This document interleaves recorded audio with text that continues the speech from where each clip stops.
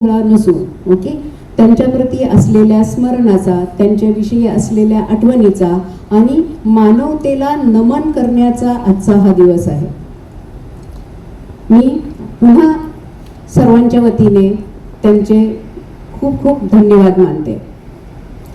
देहदान व अवयवदान विषयी आता थोड्याच वेळात माझ्या इथे डॉक्टर सुडके मॅडम देहदानाविषयी आणि डॉक्टर सूरज हे अवयवदानाविषयी माहिती देणारच आहेत. पण तरीही मला थोडेसे देहदानाविषयी काही माहिती द्यावीशी वाटते. आमच्या शरीररचना शास्त्र विभागामध्ये देहदानाविषयीचा फॉर्म मिळतो, देहदानाचा फॉर्म. त्या देहदानाच्या फॉर्ममध्ये नातेवाईकांची फॉर्म भरून दिल्यानंतर नातेवाईकांच्या सह्या असं एक पार्ट आहे.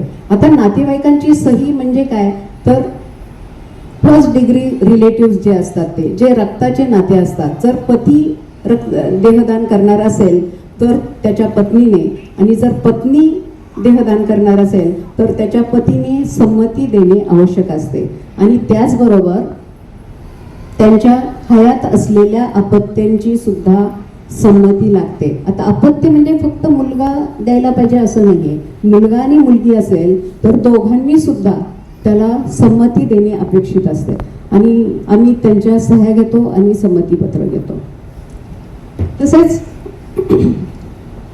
ज्यावेळी मृत्यू होतो त्यावेळी आम्हाला 4 तासाच्या आत त्यांच्या नातेवाईकांनी आमच्याकडे फोन करून आम्हाला सांगितलं पाहिजे की अशी अशी डेथ झालेली आहे.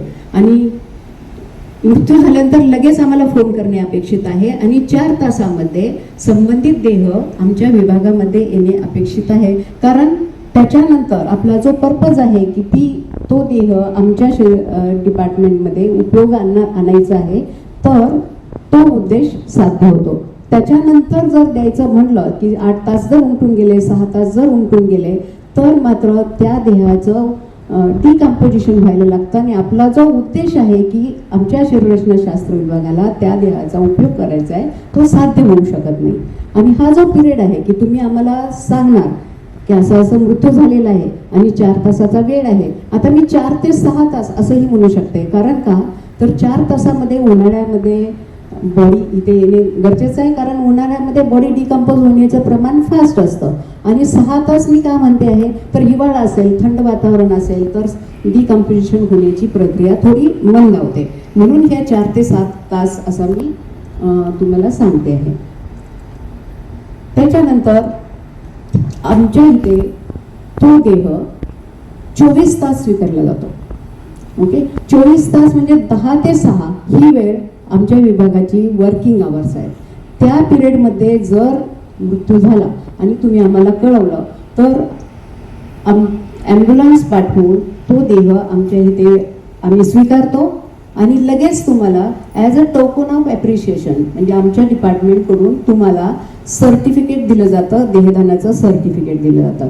पण सगळ्यांच्या मनामध्ये प्रश्न आला असेल, तर 10 आणि 6च्या मध्ये जर डेथ झाली नसेल तर काय करायचं. ओके, तर 10च्या अगोदर जर डेथ झाली किंवा 5 नंतर जर डेथ झाली किंवा रात्री 2 वाजता डेथ झाली किंवा इतर शासकीय सुट्टी असताना जर डेथ झाली, शनिवार रविवार किंवा रक्षाबंधन अशा सुट्टीच्या दिवशी जरी डेथ झाली, तरी सुद्धा आम्ही तो देह आमच्या विभागामध्ये स्वीकारतो.